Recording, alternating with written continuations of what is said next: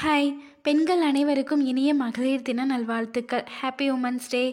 Thursday evening ஒரு 4 மணி போல் ராகி, கம்பு இது 2யும் சேர்த்து கம்மங்கூழ் பண்ணலாமேட்டு இது 2யும் சம அளவு எடுத்துகிட்டு ஊற வச்சாச்சு.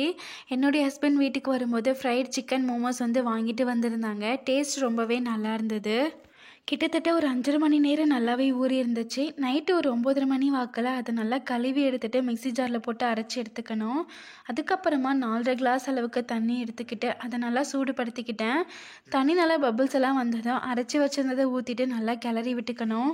கொஞ்சம் ஒரு திக்கான பதத்துக்கு வந்ததும் ஸ்டவ் ஆஃப் பண்ணிவிட்டு பிளேட்டை போட்டு மூடிட்டு ஃபுல் நைட்டுக்கு அப்படியே விட்டாச்சு. அடுத்த நாள் காலையில் நல்லாவே கெட்டியாக இருந்தது.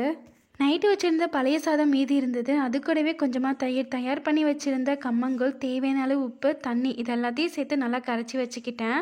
அது கூடவே சின்ன வெங்காயம், எல்லா காயும் சேர்த்து வச்சுருந்த அவியல் இது எல்லாத்தையும் சேர்த்து சாப்பிட்டா அடிக்கிற வெயிலுக்கு சூப்பராக